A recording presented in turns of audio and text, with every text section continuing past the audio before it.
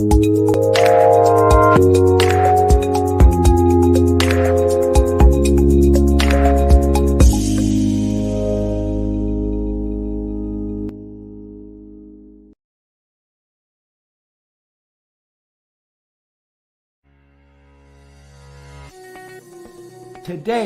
can be the turning point in your life by making a simple decision. Fundamental questions of navigation. Where am I? Where am I going? And how do I get there from here? I invite the leaders of our planet to ask themselves these three questions before they make any crucial decisions. But if you don't make decisions, you're going to stay right where you are. We are all map makers. We are in a time of transition. If we're going to change, we have to change the direction that we're going. Our planet needs leaders who know where they want to go.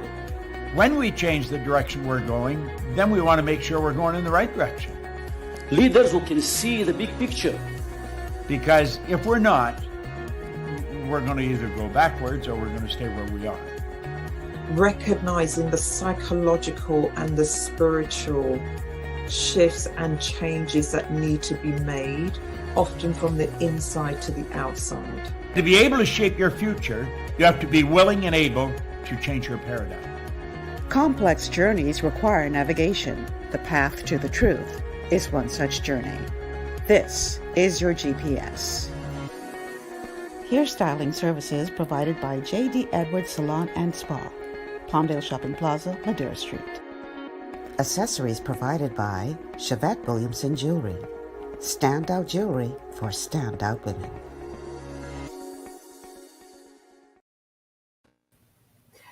Good afternoon, everyone. Welcome to GPS, Global Paradigm Shift on Global 99.5 FM. I'm your host, Michelle Malcolm, and as always, it's a pleasure to be in your company today, especially seeing that today is Friday.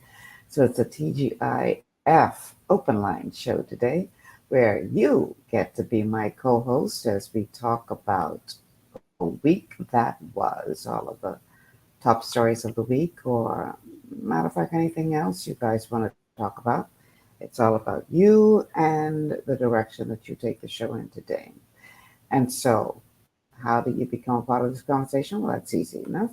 The telephone numbers to call are 326-0271, 326-0271, 326-0272, 326-0272, and the WhatsApp line is 801-0271, 801-0271. You can either call or send us a message on WhatsApp, and we'll be able to get you online that way.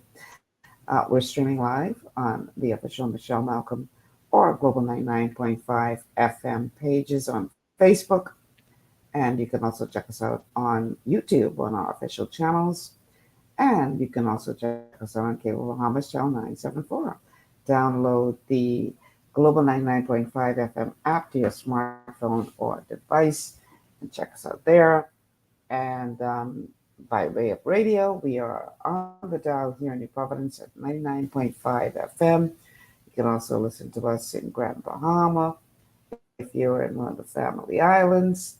And a huge welcome to all of you from outside the Bahamas. So now that you know, that's how you get into the show. Let's get it. Let's go. All right.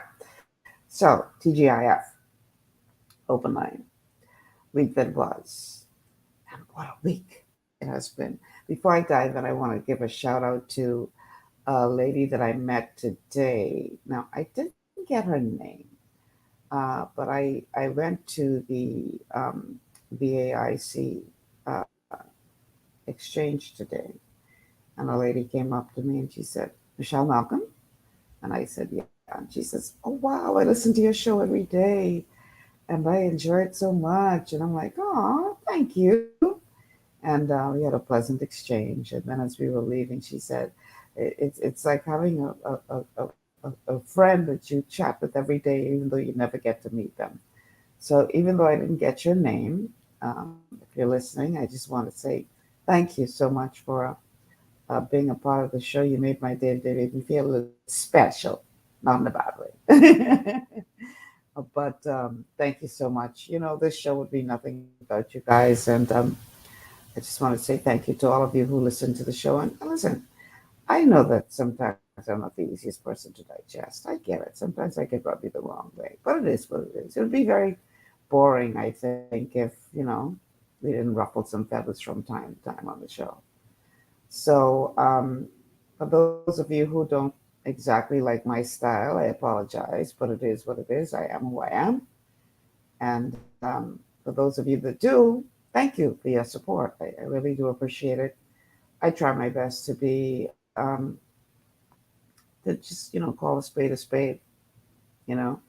Um, when you get to be my age, and I know I sound like old people, but I said it right. But I get it now. You know, when you're younger and you're around older people and they just say whatever they want to say, you'd be like, they really got to run off like that. But now I get it because the older you get, the less patience you get for foolishness, and you figure like, yeah, man, I just can say what I gotta say. Let the chips fall already big. Who don't like it, too bad. Um, so I get it. Um, Speaking of which, I have to say this to y'all.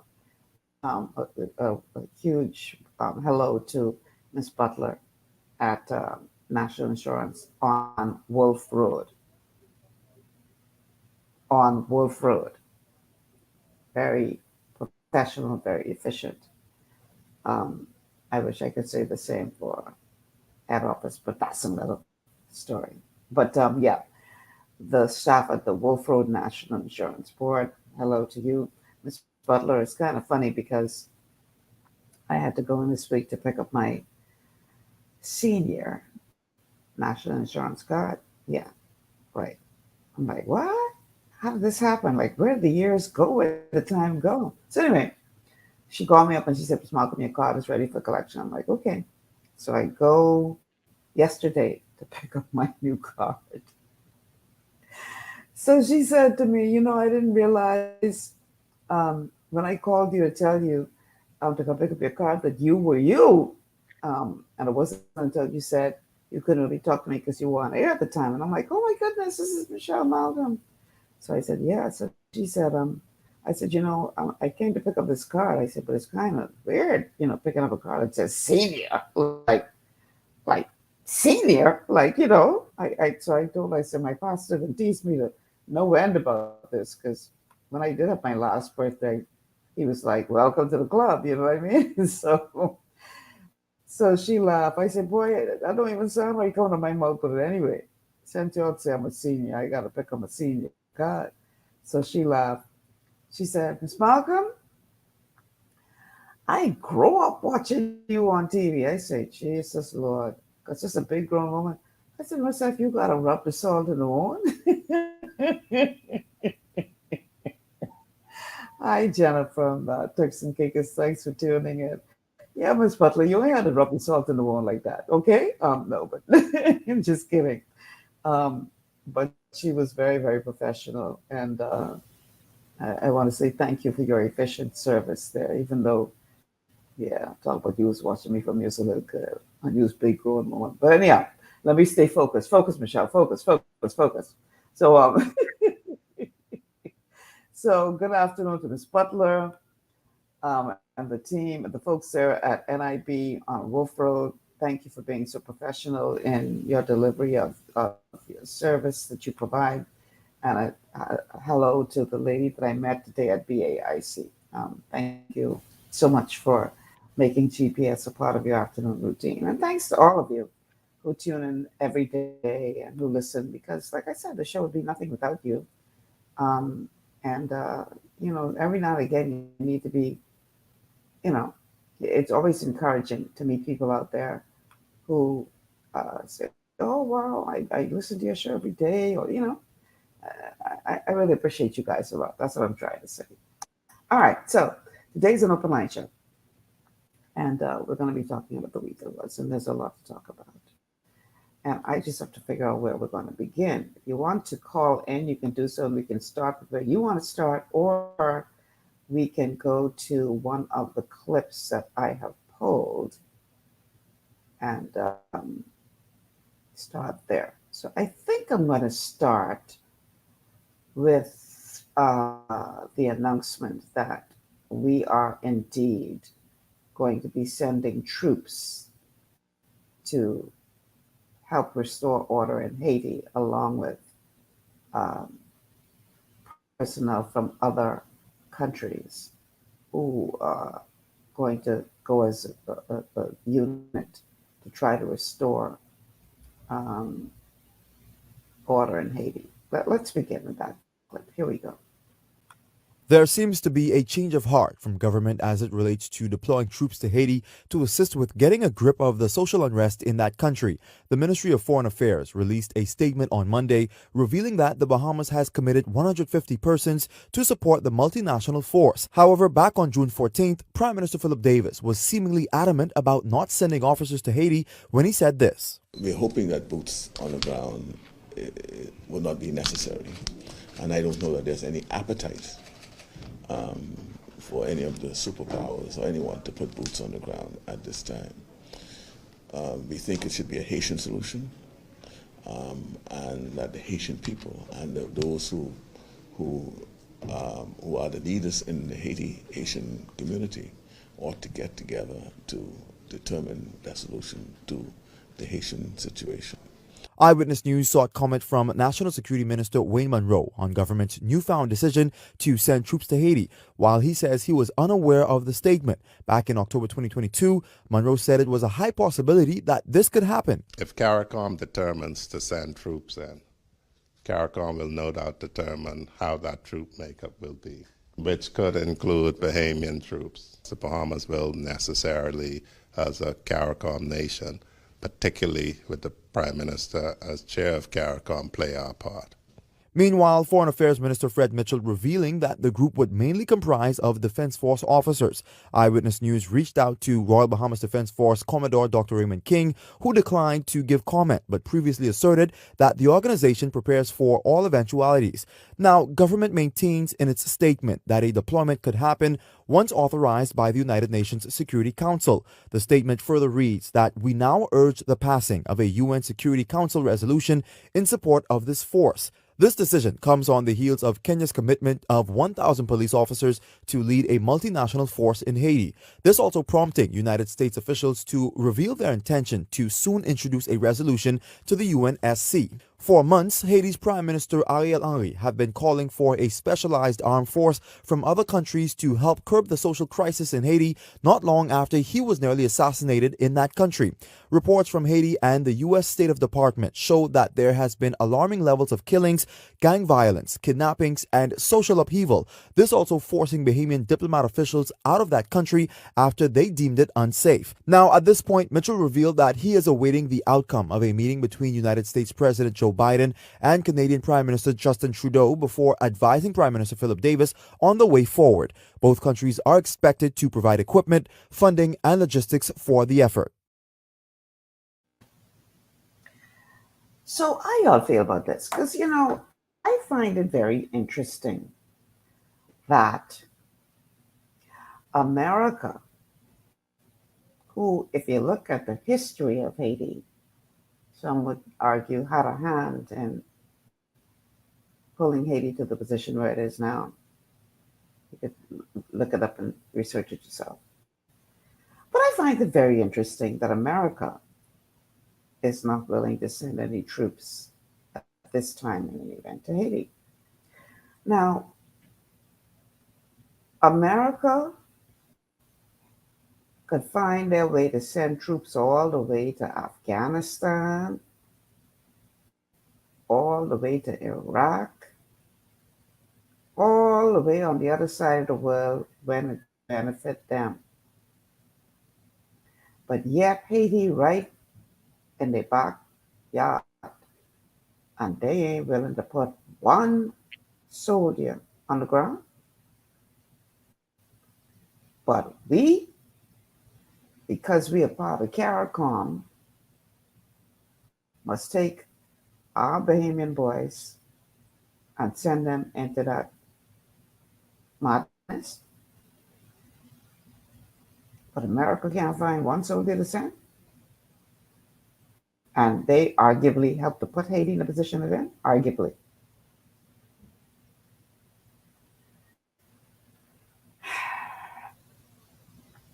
I get it that Haiti needs help.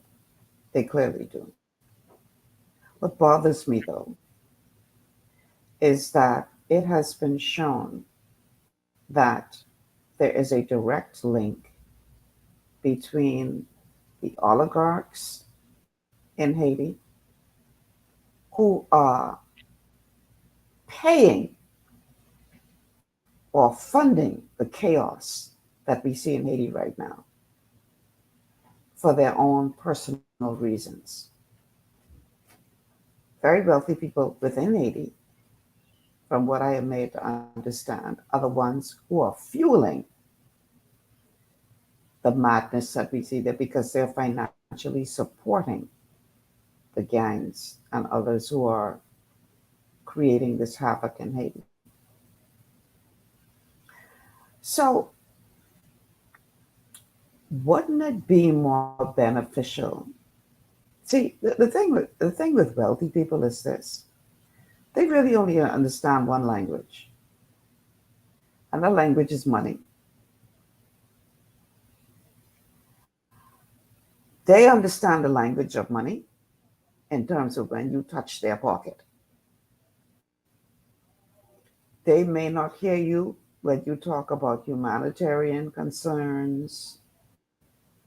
They may not hear you, when you talk about social responsibility. They that might go in one ear and come out the next. But when you start talking about touching their money, oh, they understand that language very well. Would it not be more effective? I just asking. I'm no diplomat.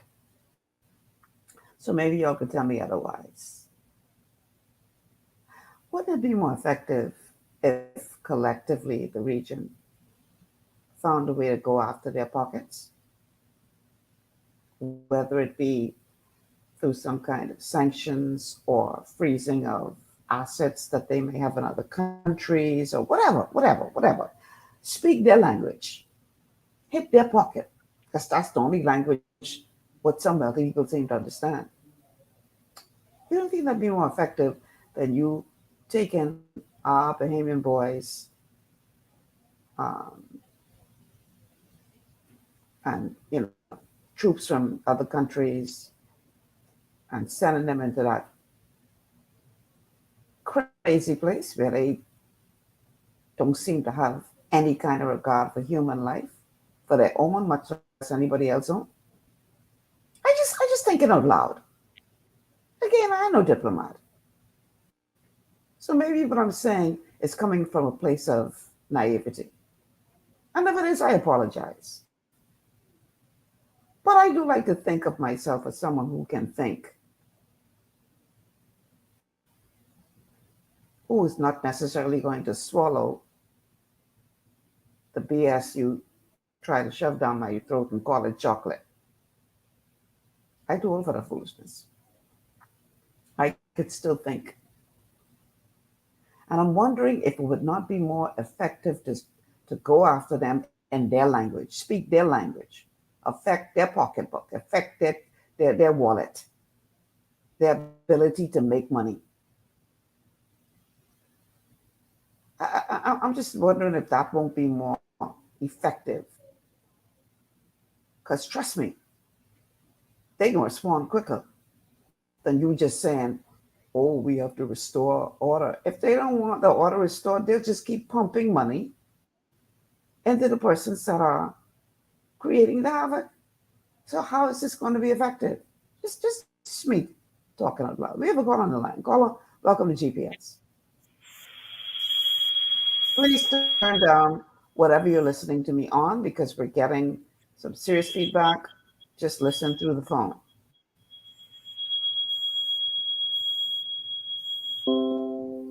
You still there? Caller, we're getting really bad feedback. If you're speaking, we're not hearing anything you're saying. We're getting too much feedback. So I need you to correct that situation before you try to speak. Okay? Okay, we lost that caller. Okay, please call back if you so desire, and let's talk about it. But anybody who wants to call into the show, please turn down your radio or TV or laptop or whatever you're listening to us on, so that we don't get that really bad feedback, and just listen, you know, through the phone.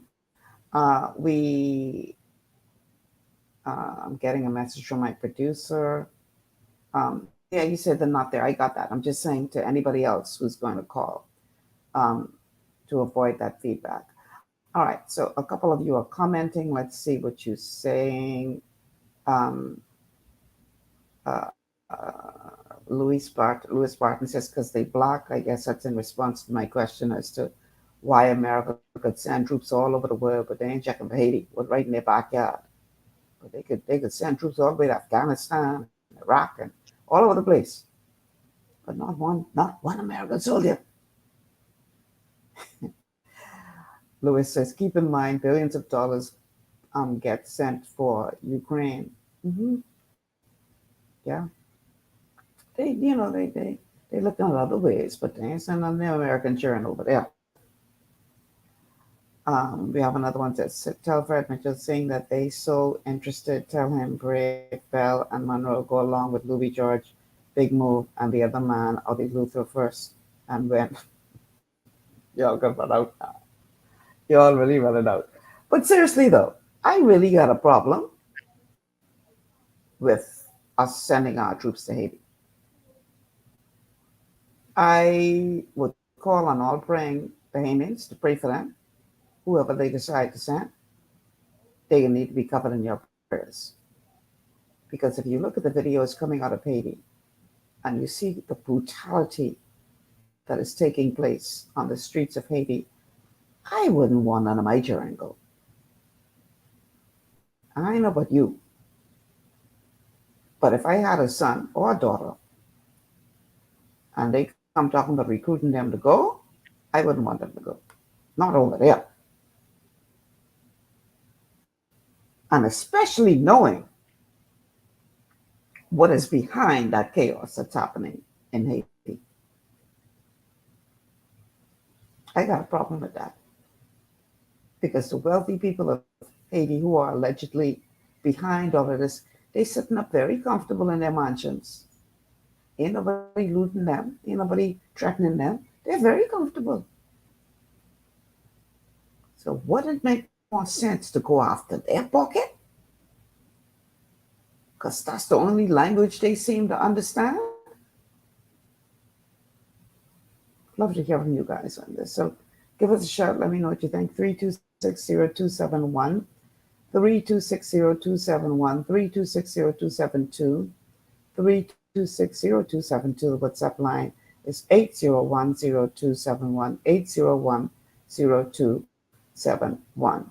And I understand that if the Bahamas, God forbid, were to fall into that level of chaos, we would want somebody to send us help. I understand that.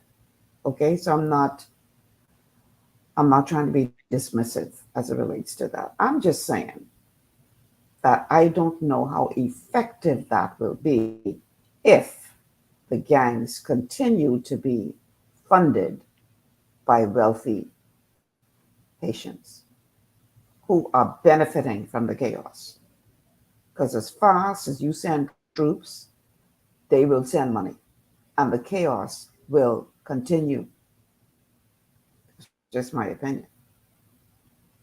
So I'm thinking that maybe we need to touch their pocketbook, if it is at all touchable.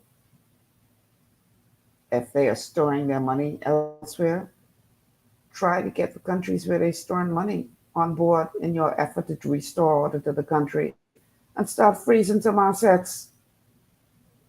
Hit them where it hurts. I bet you they'll pay attention then. But again, I know diplomat. This is just Michelle giving her opinion. So yeah. maybe somebody who's more diplomatically inclined could correct me if I'm way off here. But that's just my thoughts. Would love to hear from you. Alice says we need to pray for our men who are going to be sent to Haiti. So I'll cover your journal prayer if any of them are asked to go. I wouldn't be comfortable with any of my relatives having to go over there because that's just utter madness. And like I said, if it was just, people just acting out because of frustration or whatever, that's one thing. But when you funding the foolishness and you sitting up comfortable and I must send my child into that, the devil is a liar and the truth is not in him. We have a call on the line. Call back on the GPS. Hey, good day, Michelle. You all right? I'm good. How are you? I'm good.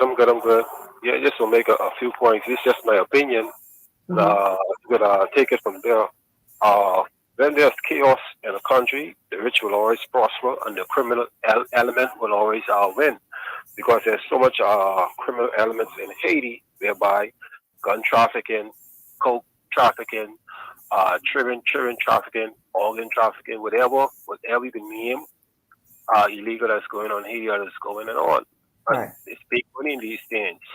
So if there's so much trafficking of illegal elements in a chaotic country, they ain't gonna stop. If you got America funding the guns, you got Colombia funding the cocaine, you got people who trafficking children, whatever the case may be, it will continue because they're making a bundle of money. That's just my opinion. Yeah, you're right. That's the point I'm trying to make. Sending troops on the ground, I mean, that may be a Band-Aid, but you trying to put a Band-Aid on something that's hemorrhaging. How effective is that going to be? So these are the types of things that I would like to think that our leaders are considering. I mean, maybe we don't have a choice in the matter because let's face it, our prime minister sits as the head of CARICOM right now. And it would not look too good with the head of CARICOM saying we ain't fooling with that, and everybody else is actually, The Bahamas can't do nothing. The Bahamas can't help it. It have to take a global unit of countries coming together to help Haiti. Bahamas really can't help Haiti. My thing though is, don't I try hitting people in their pocket. They'll understand that language. If they don't understand nothing else, you the only way to hit them is all the criminal elements start from the sea. You gotta slow down these trafficking from the sea because these people starting from the sea. You gotta put a blockade on the sea. Once you can slow down those things on the sea, then that's the only way you can hit the pocket. You gotta start from the waters. Good point. Hey, Michelle, that's my opinion. All right, thank you so much for calling. All right. Okay, we're going to take a break. On the other side of the break, we're going to continue with our open line show. There's another big issue that's brewing right now. And yeah, we got to touch it. And we can touch it on the other side of the break. Stay with us. This is GPS.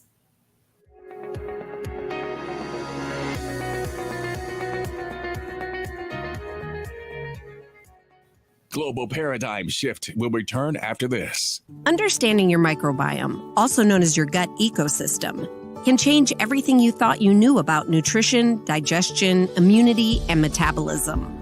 Keeping your gut ecosystem healthy and balanced is essential. Ultimate Microbiome by Longevity was specifically formulated to optimize this ecosystem. It provides the advanced support your gut needs through prebiotic, probiotic, and postbiotic supplementation. Our unique blend of probiotics includes Lactobacillus and Plantarum, healthy bacteria that can help prevent harmful bacteria from taking over your gut. Increasing your gut's population of beneficial bacteria creates a more balanced gut microbiome, which has been shown to aid in weight loss, skin health, sleep, mood, and may even help with seasonal allergies. Ultimate Microbiome also promotes the production of postbiotics. Postbiotics are key to help regulate your gastrointestinal health. To enhance digestion, Digizyme Multi-Enzyme Complex, a blend of 5 specific enzymes, has been added to Ultimate Microbiome. It can help break down food so your body can better absorb nutrients. Plus, we've added our proprietary I-26 hyperimmune egg powder to aid in the elimination of disease-causing gut bacteria and help your body balance its immune response. Ultimate Microbiome, the scientific, proprietary, and holistic approach to gut health that helps optimize your body's entire gut ecosystem. To learn more, contact your longevity associate. Welcome to Sunshine Auto, the hardest place on the planet for a rims, paint, and tires. We are your auto superstore for rims, Lexani, Azaras, Trueform, Western, Lux, Fuel, Tracklight, Tough, Rough Racing, Velocity, Mud, All-Terrain, and low-profile tires, cars, homes, and commercial window tinting. At Sunshine Auto, we put God first and customer is king. Last is love. To stay healthy, it's crucial to make sure you get the nutrition you need every day. But it's difficult to get all your recommended vitamins and minerals from food alone. Even in the United States, 94% of people are deficient in at least one nutrient. Beyond Tangy Tangerine 2.0 by Longevity is a simple, convenient, and affordable way to help your body get the essential nutrients it needs. It's an advanced plant-driven multivitamin mineral complex that contains certified organic whole foods, trace minerals, and antioxidants. BTT 2.0 supports your body's natural defense system with a proprietary blend of energy-boosting and body-loving nutrients, plus prebiotics, probiotics, amino acids, and enzymes that support digestion.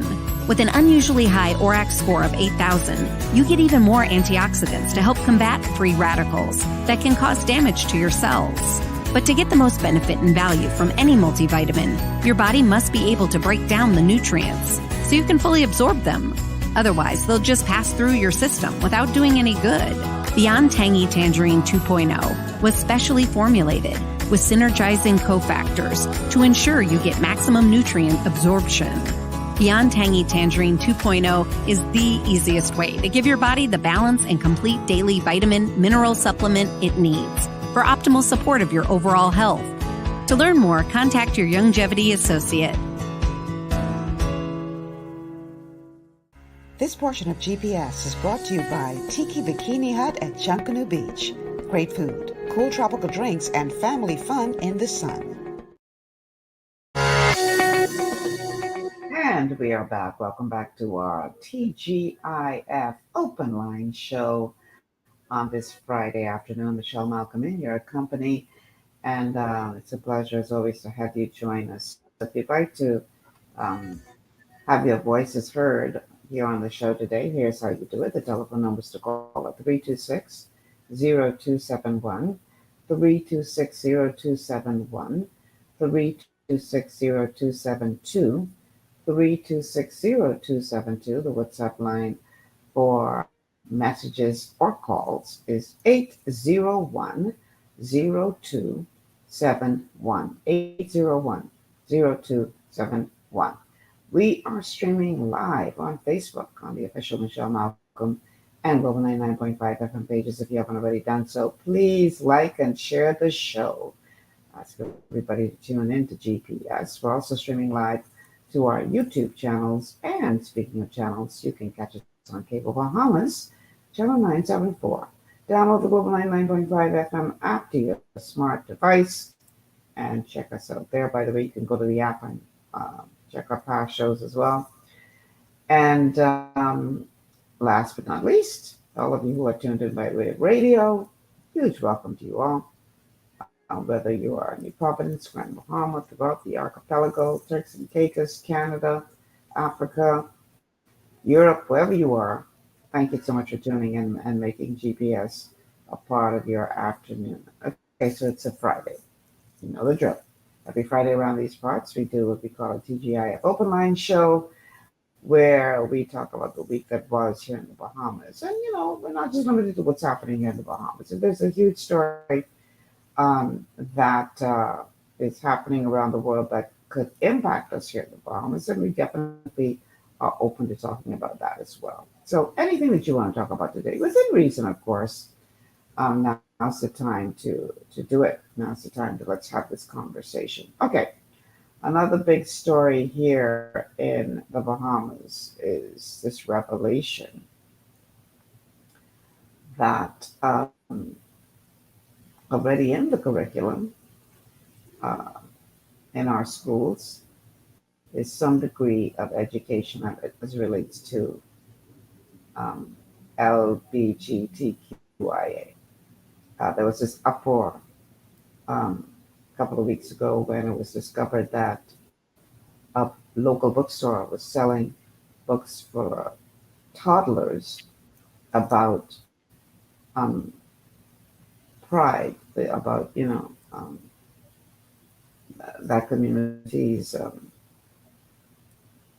efforts to pride, and a lot of people kicked up and carried on about that and said, no, no, no, we can't have this book in the Bahamas, and they were calling for people to boycott the particular store that was selling the book. But if you remember, even prior to that, and if I had thought about it, I would have pulled up the clip, but I didn't think about it until just now. You may remember that prior to that, Belinda Wilson, who is the head of the teachers union, made some reference about it being taught in the schools because our students need to be aware. Well, clearly this is a position that has been taken by the Ministry of Education because it was revealed just this week that there's already elements of this being taught in the schools. Here now, I believe, is the Director of Education or somebody representing the Department of Education, Ministry of Education, speaking about what is now being taught in our schools as it relates to the LGBTQIA community. Well, amidst ongoing public debate about whether LGBTQIA plus topics should be included in public school curricula, Acting Director of Education Dominique McCartney-Russell affirms that students are being taught queer education to ensure that they are aware of the diverse realities that exist in the world under the ministry's Health and Family Life Education program. Our students are aware of all of the issues surrounding education, and so they would be aware of what LGBT means. They are aware of, even in our religious studies curriculum, of loving people regardless of who they are. And so students have that awareness. It's in our curriculum in the sense that students know what is out there. Students would be aware of what that community stands for. We're not teaching it as a, okay, this is an alternative lifestyle for you, but we want them to know what is in their midst. For example, in our religious studies curriculum, we teach the different religions. We teach what is out there, not necessarily for students to participate in, but to know what is there. Just what I said, definitions, basically. Okay. So, here's my thought on this.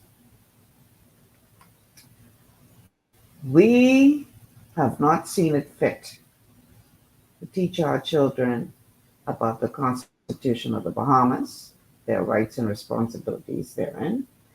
We have not thought it necessary to teach our children about the true history of the Bahamas. We have not seen it necessary to teach our children about financial, fiscal management, how to become economically empowered. We have not even taught some of our children the basics of how to read and write, because plenty of them passing out of high school, not graduating, passing out. In other words, they're coming out, they can't read, they can't write, they can't fill a simple form, they don't know the difference between subtraction and multiplication. But we find that this is enough of a priority. But this has to be taught in our schools. And there are many things out there that exist in the world that we don't find it necessary to make our children aware of. Out of all the things that we need to be teaching in our schools. This is priority. Let's go to the phone lines. Professor, what you say? I'm listening to you very well, Miss Malcolm, and I heard the law comment from the lady, the last part, what she said is total nonsense and foolishness. We don't need to know about whether you got two mothers or two daddies. People who are all mixed up don't know whether they're male or female. We don't need to deal with that crap. God has given us the gender, male, female. We don't have to need to know about them. In fact, God says, do not inquire about how they worship their God. Don't even have the name of their God in your mouth, God said. Okay? Now, I want to comment on two things, if I may. Now, that thing about the troops in Haiti, right? I don't want to all the crap that has been said, but I'll put it this way. Is it constitutionally sound for the Bahamas government to impose its will without the consent of the people and tell these young boys they should be going to Haiti, not even with their consent? Somebody else in some other place making a decision. When I checked in the Constitution, I didn't know any UN or any other body out there supposed to be making decisions for us. I don't know what kind of nonsense that is. The Bahamas government getting itself mixed up in. Ask yourself, is it constitutionally sound for that kind of action to be taken? Number two, I'll leave that one just right there because I'll deal with that at a later time. Number two, Ronald McCartney was on your show the other day. I listened to him very carefully. Someone called in and asked him point blank about the Bahamas Nationality Act. Right. Now, he did a somersault on that person. I watched how clever these attorneys behaved. Did not answer the question that was put to him. You were a former minister of state in the immigration department, and the caller wanted to know his view on the Bahamas Nationality Act. He also said in his commentary that the buck stops with the prime minister. Now, that is not true. That is not constitutionally sound. Okay. The buck stops with the Parliament of the Commonwealth of the Bahamas because you see, it's the Parliament that chooses the prime minister. They can stop him today if they so desire. Have a vote of no confidence in him, and he's gone. They allowed him, the cabinet, one man, and it's supposed to be collective arrangement, but that didn't happen. And perhaps that has happened many times like that, where one particular personality, the prime minister, makes a decision, and we out here believing that it's the collective will of the cabinet, and it's not. One man's view imposed upon the cabinet. The cabinet sat right there and allowed him to let those people out of prison. And they did nothing about it. Why didn't they resign and tell Mr. Prime Minister no? He has no more cabinet. You see, I always get disturbed when people ask a direct question. I watch him dance around that question. He did not answer the question as the call had asked him. Now, if you don't know, well, then say you don't know. But you see, that kind of people don't tell you they don't know, you know. But when you analyze the Bahamas Nationality Act and the Constitution of the Commonwealth of the Bahamas, you're going to see marked differences. In fact, let me just add this while it's in my head. The current Minister of Immigration said the Bahamas Nationality Act allows people to be citizens in the Bahamas without renouncing their citizenship of their country. Do you know that? That's what he said boldly in a statement. The most recent one that he put out there. The Bahamas Nationality Act is not constitutionally sound. And that is what I believe the caller wanted to know. What was his view on it? But he didn't answer the question. He just danced around it. And I think he said it's a broad question that was asked. There's nothing broad about that. Either it is or it's not. And that's why I said, with the troops going into Haiti, is it constitutionally sound, yes or no? If it isn't, then that's the end of the argument. Ain't got to go no further with that. But we just like to get into these arguments. Who said this? Who said that? What color pants they're wearing? What color T-shirt they're wearing? All kind of crappy things. And we get all mixed up and off course. And while I do not have a problem with people expressing their views, we get all mixed up because so much misinformation, Ms. Malcolm, is being put out there, confusing the average Bahamian. Mhm. See, they don't know enough now. They're trying to find sound information. And they have to listen very carefully to people who are talking or giving out information because a lot of it is unfounded. A lot of Well, it is this valid. is this is all the more reason why I'm questioning why aren't we teaching the Constitution in our schools as opposed to talking about awareness of all these other things. Where's our priority? Yes. This LGBT foolishness is not and cannot be a top priority. The Well, clearly Constitution. it is because it's in the curriculum. Yeah, but who put it there? Did they ask you? Did they ask me? No. Did they check the Constitution of the Commonwealth of Bahamas to see if it is constitutionally sound? Do you know we have had people signing all kind of funny agreements and saying this is what the Bahamas has to go by because this is some treaty, some arrangement, some resolution, some other thing that the Bahamas government signed or representatives signed. You know nothing about it. I know nothing about it. So who did they consult? I just heard the tail end of what the lady said. She's talking utter rubbish and nonsense. That's why I always ask the question, is it constitutional?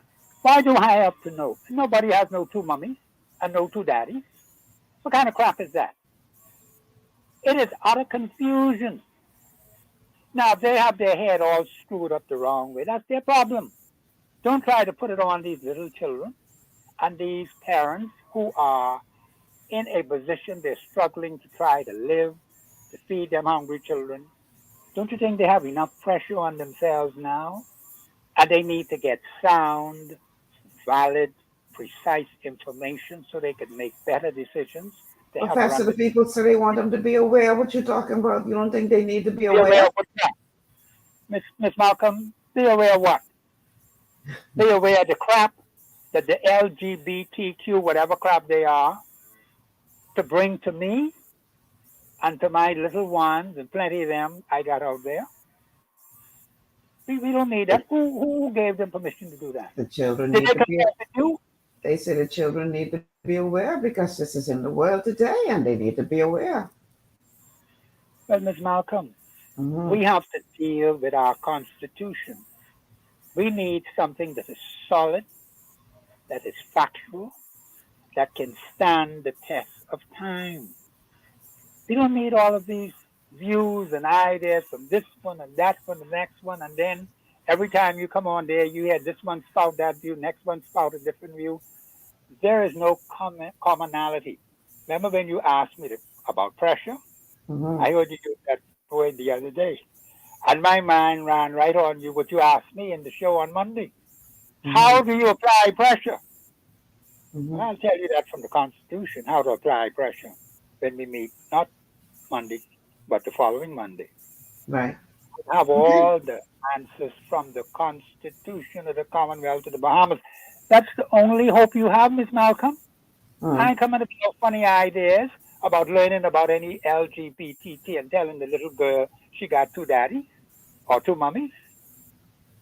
That doesn't make any sense. You're confusing the children and warping their minds with nonsense and foolishness. Anyhow, let me stop right there. Ms. Malcolm, thank you very much for your time. Thank you for calling, Professor. I understand there was another caller on the hold that we lost. So call if you want to call back. Now would be a good time. The telephone numbers to call are 3260271, 3260271, 3260272, 3260272, or the WhatsApp line is 801-0271, 801-0271. You can both call us and message us on WhatsApp. My question is, how long has this been in the curriculum? How long have we been teaching our children this? That's a question that I would like to have answered. And is this a part of influence from other nations? Because you notice what she said, something along the lines of, being aware of what is happening around the world. So is this a part of the influence of a particular neighbor to the north? Or has this been a part of the curriculum for longer than we realize? So let's go back to the phone lines. Caller, welcome to GPS. Hello. Hi. Again, you need to turn down whatever you're listening to us on, please. Hello. Hi. Hello. We can hear you, but I'm getting a lot of feedback. Hello? Yeah, let me cut the radio down then. Please. Now? Turn the radio down.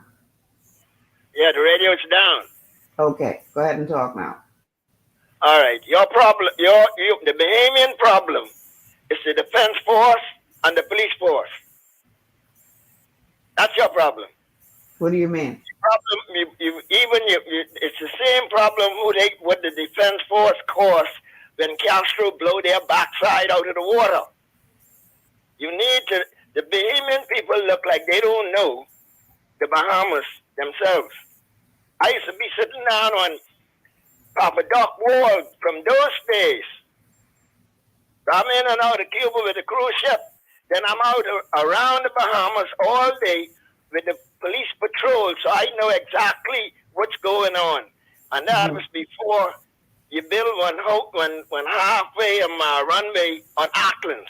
That means those days I used to be flying around where there's no airport on Auckland. And on top of that, I had an occasion where my brother had to ditch a plane, and the defense force people is right down in Coral Harbor there. And the Americans came out with 2 Hercules in 15 minutes. Because I even asked them, I said, how come you find me so quick? And the defense force ain't moved yet. So for you to get the whole story of what your problem is, I have to talk to you off of the radio, and then you just write down, take a note of everything I say, and then you calculate that from there.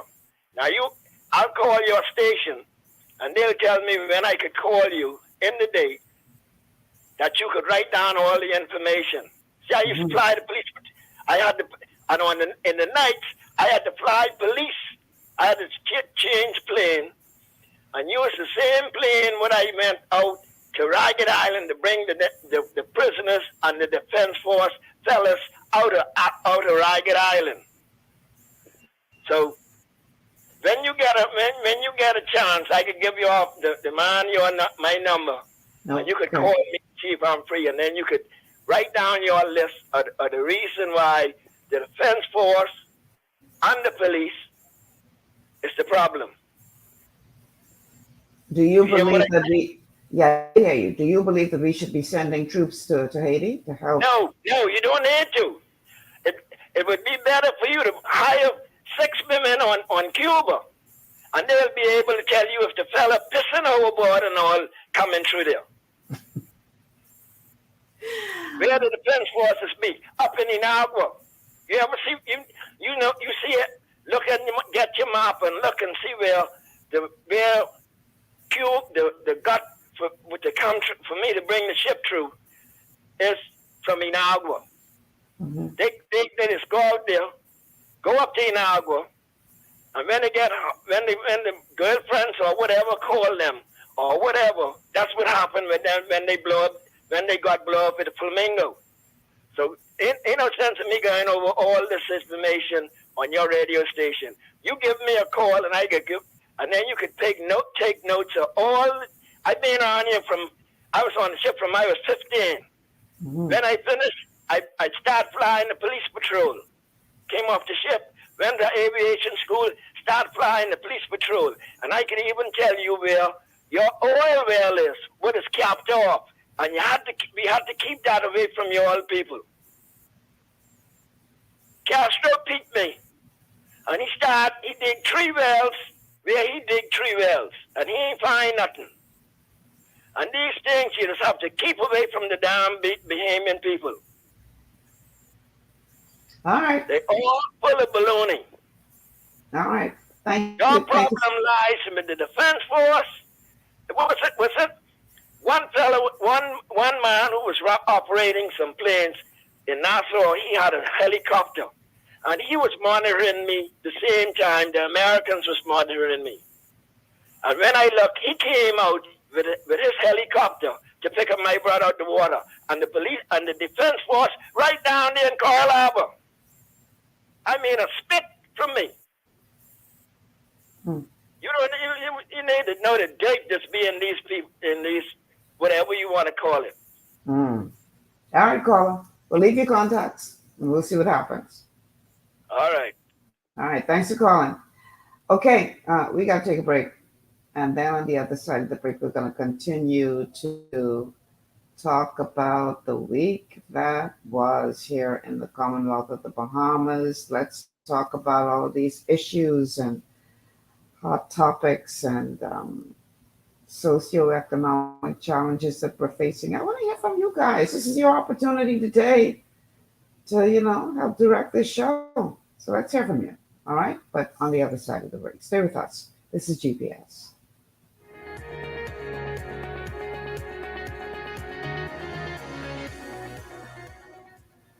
Global paradigm shift will return. Your after body's this. immune system is under constant pressure from things like stress, lack of exercise, and toxins in the environment. It's crucial to be proactive and support your immune system with the nutrients it needs to function effectively. But it's often hard to get these nutrients from food alone. Introducing fast-acting Zinc Plus Immune Support by Longevity.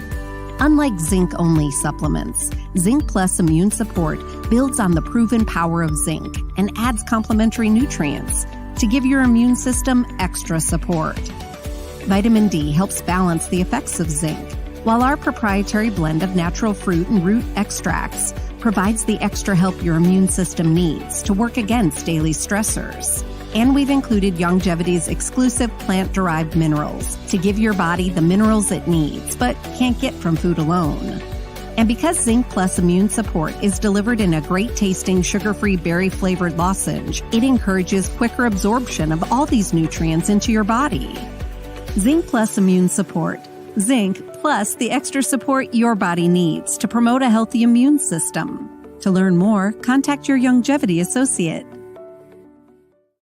Welcome to Sunshine Auto, the hardest place on the planet for rims, paints, and tires. We are your auto superstore for rims, Lexani, Azaras, Trueform, Western, Lux, Fuel, Tracklight, Tough, Rough Racing, Velocity, Mud, All-Terrain, and low-profile tires. Cars, homes, and commercial window tinting. At Sunshine Auto, we put God first and customer is king. Blessed love.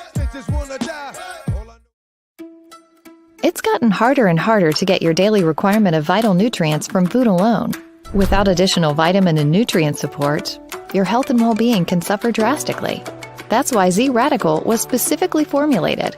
It combines a blend of antioxidant-rich vitamins, minerals, and botanicals with the protective powers of fucoidan to help fill the gaps from lack of nutrients in your foods. The core of Z-Radical is fucoidan, a naturally occurring polysaccharide that helps stimulate immune reaction, protecting you against inflammation and oxidative stress. We harvest this powerful mineral-rich nutrient from brown seaweed, harvested only from the world's most pristine ocean waters to ensure the purest quality. It's then extracted using cold process technology to ensure maximum levels of bioavailability. Then we add essential vitamins that help to protect your cardiovascular and nervous systems and are crucial for optimal immune and neurological function. Z-Radical also includes a proprietary blend of delicious antioxidant-rich fruits and berries. This great-tasting combination helps your body combat free radical imbalances that can contribute to a variety of degenerative conditions like arthritis and heart disease. Z-Radical. Experience the power of fucoidan with antioxidant-rich berries, 8 essential vitamins, and more to provide you with potent health benefits. To learn more, contact your longevity associate.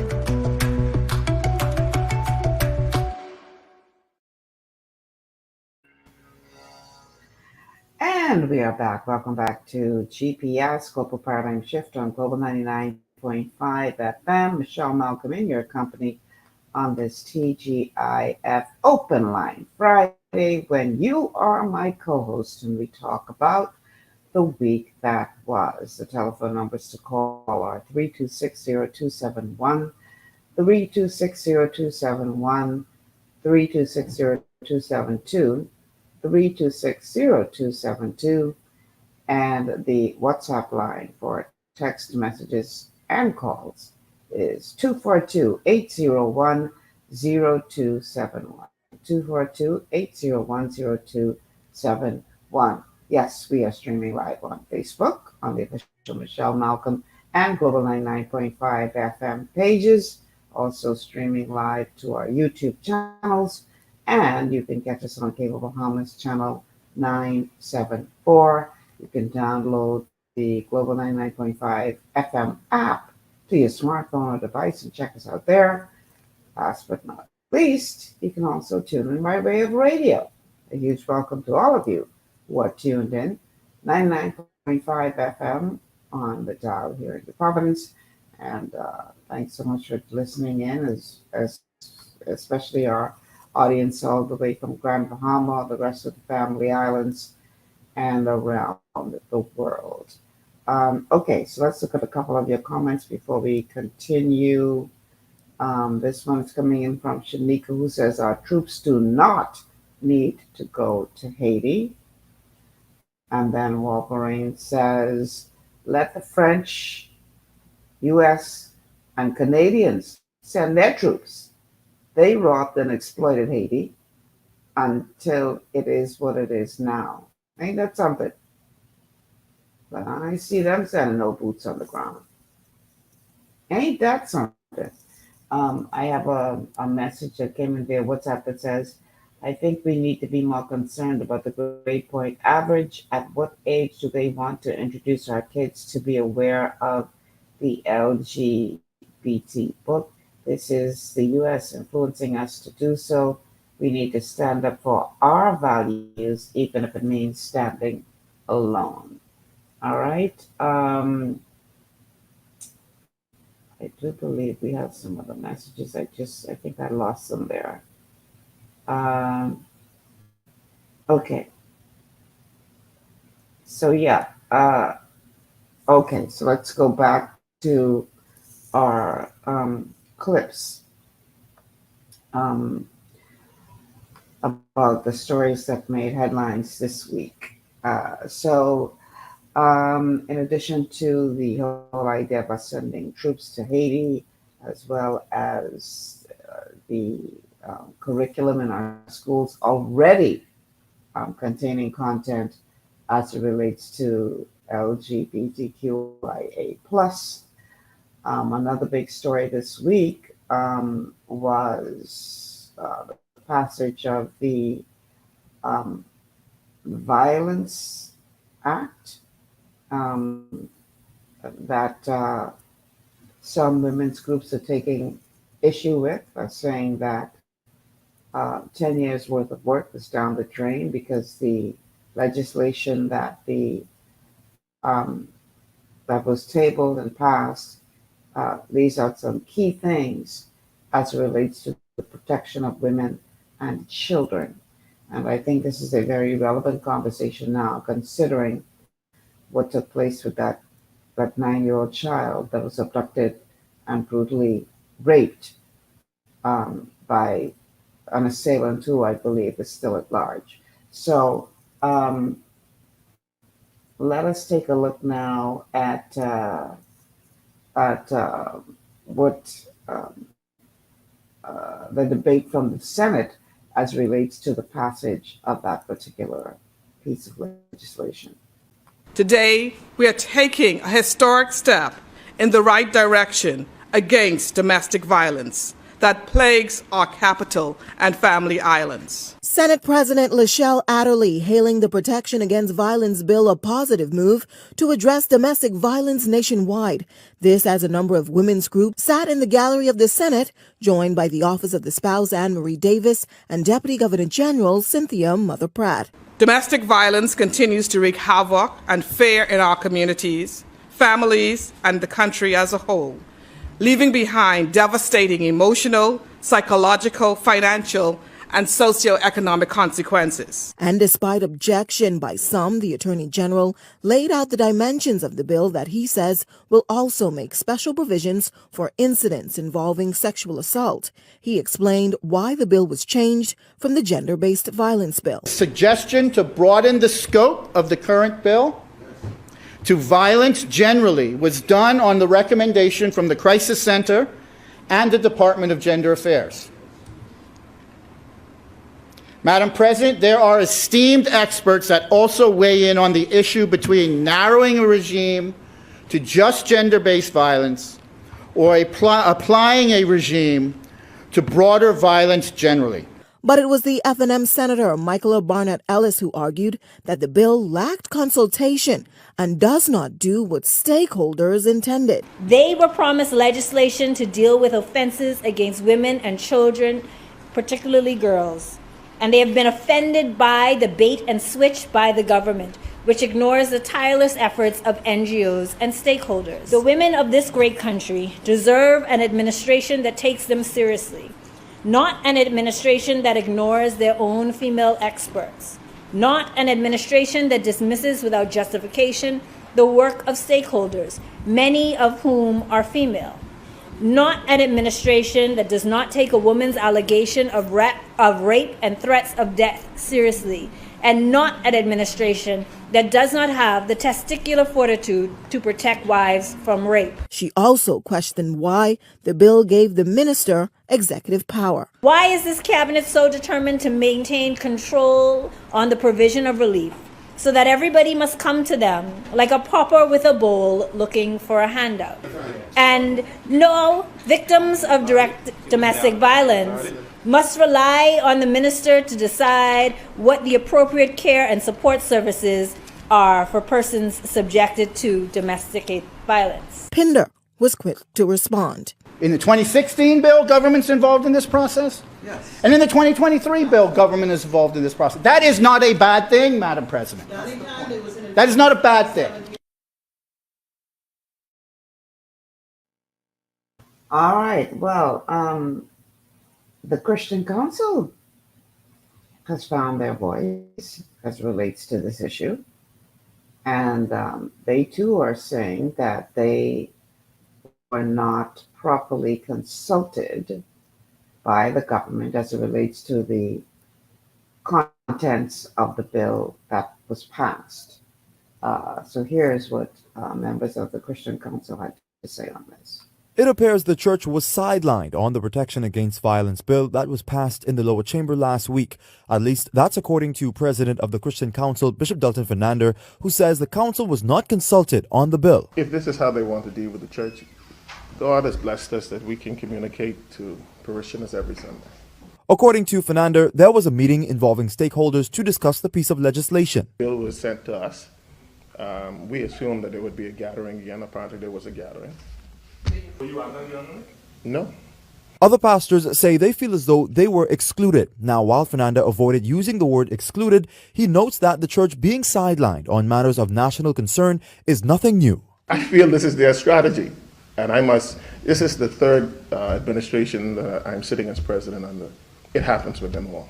But he's admonishing government to think twice before ignoring the church. It's better that we work together than to try to work your plans behind closed doors. I'm waiting for the cannabis bill. So, It's at the parliament, I understand. So my point being is this is the kind of stuff that gets to a point where at the end of the day, the church has to give strong pushback because we don't know. Now, although the church was sidelined on this matter, Fernando contends that they do not feel slighted. This is what we do.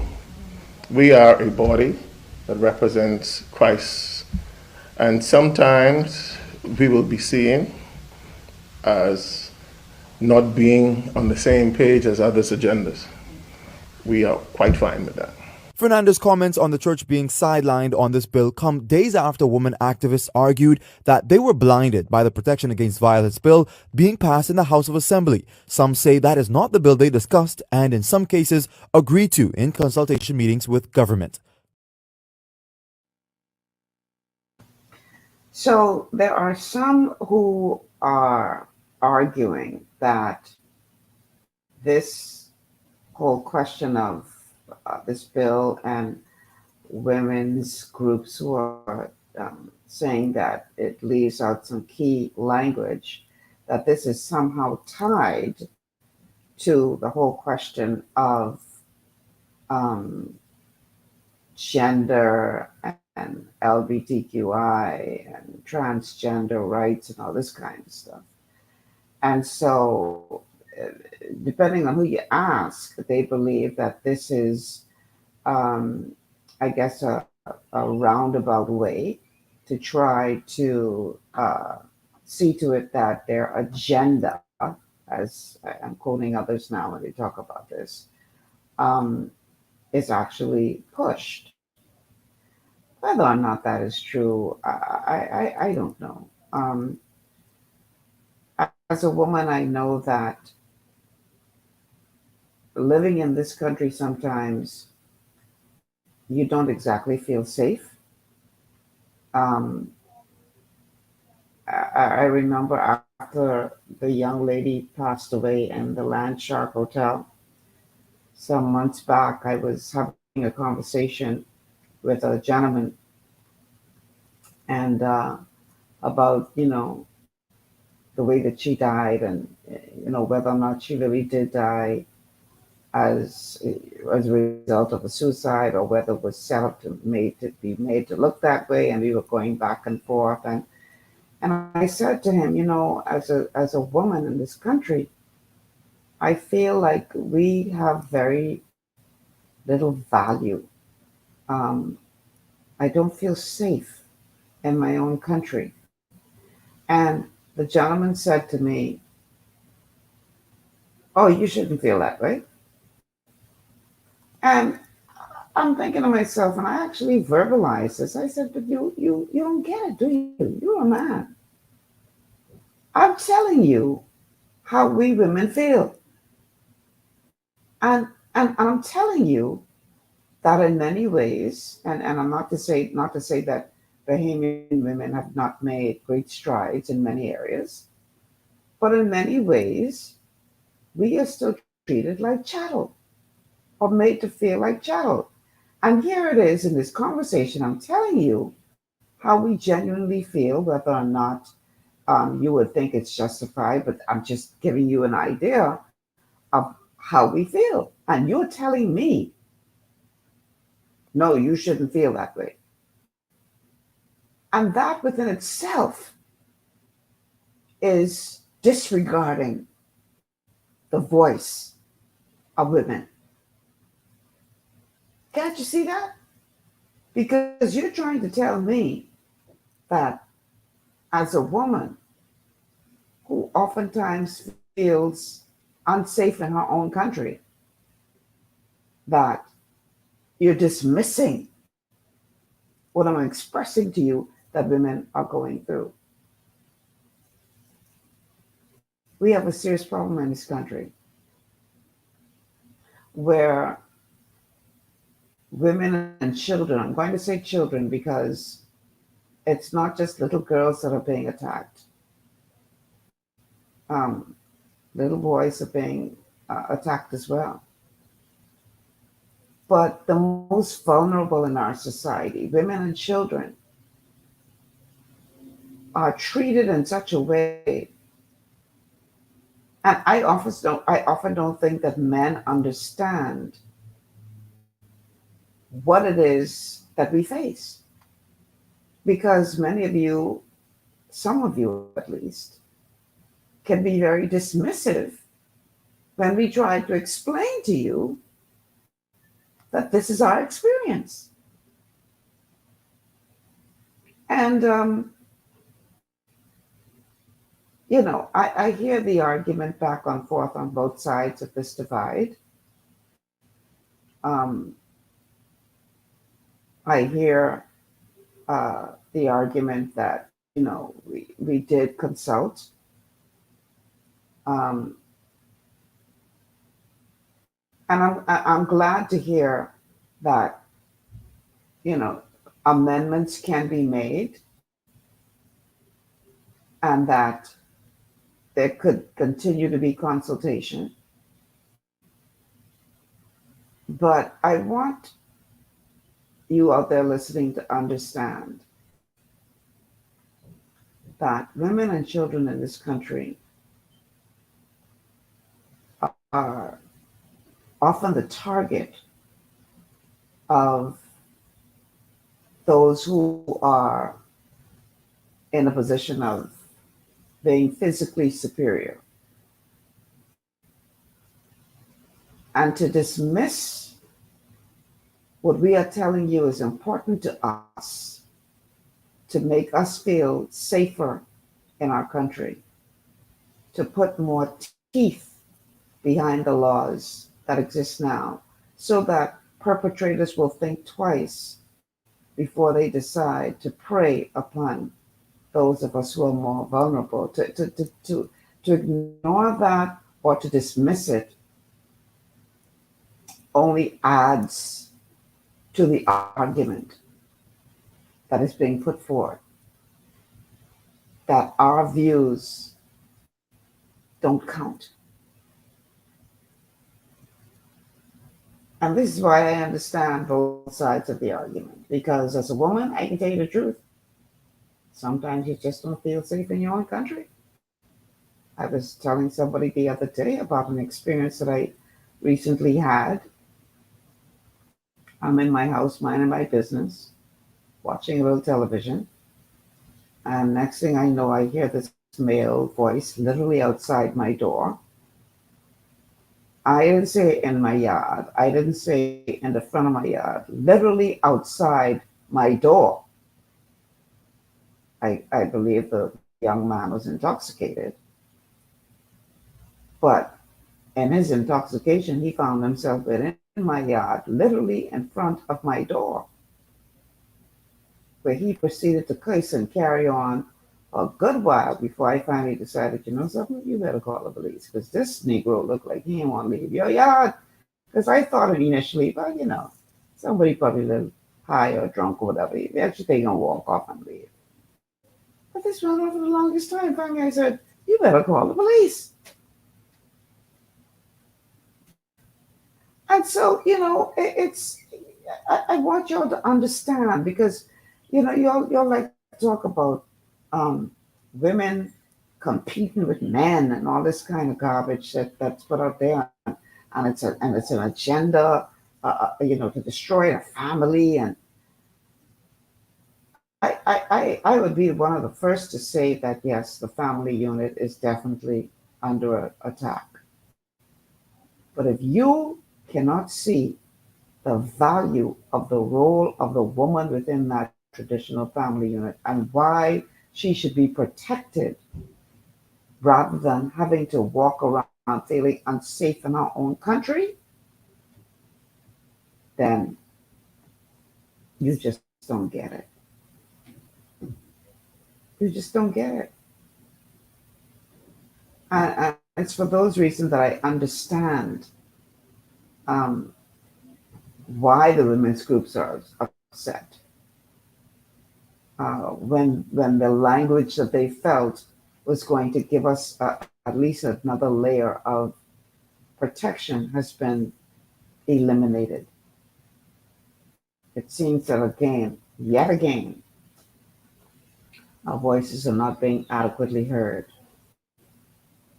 I was having a conversation with a young lady today, and she was saying how she believes that a part of the problem that we have is that because we've been crying out for equality, um, I'm paraphrasing here. I don't want to misconstrue what she was saying.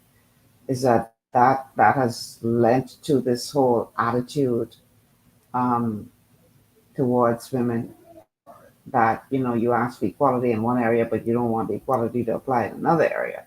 And I said to her, part of the problem is we should be arguing for equity more so than equality, because equality means that there's this really great illustration about the difference between equity and equality. Equality means everybody gets the same thing, the same treatment. So if you use that illustration as an example, in the illustration, they have this family that is on one side of the fence trying to watch a baseball game.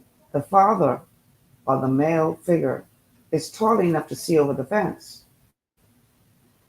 But if you treat everyone equally, everyone gets one crate to stand on. He clearly didn't need that crate because he could already see over the fence.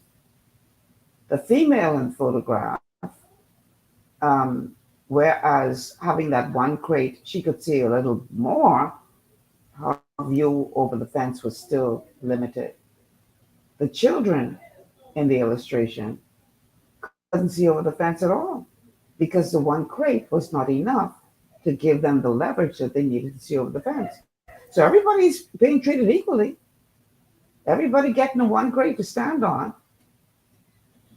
but that is not effective because the man didn't need the crate because he could already see over the fence. The children clearly needed more crates than the adults because they needed more leverage. But no, we want equality. Everybody gets the same thing. Everybody don't need the same thing. What we should be arguing for instead of equality is equity. Not necessarily we all get the same thing, but we all get what we need so we all can see over the fence. So instead of giving the man the one crate that he clearly don't need because he could already see over the fence, give the woman two, and give the child 3 or 4 or however many that child needs to be able to see over the fence. Is it unfair for the child to have more crates? No. We all just trying to watch the game. Give everybody what they need so that we can all watch this game. This is what we need to be arguing for. And if we as women tell you that these are the things that we need to better protect us and the children of this nation, you need to be paying more attention to that. We have a call on the line. Caller, welcome to GPS. Hi, Michelle. How are you? Good. How you doing? I'm good, thanks. I agree. I'm happy to see that the bill has been passed, and that there is room, for amendments to be made. Yes. And I would implore the groups to continue the fight, because I think Mrs. Dean, Boswick Dean, has given she had said that she spoke with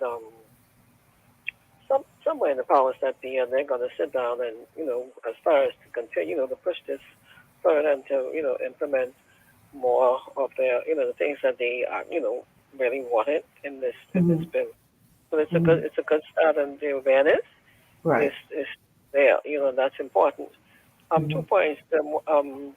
It bothers me when I see, it seems as if it always has to be this outrage, to stir up, like with the unfortunate situation with the 9-year-old girl.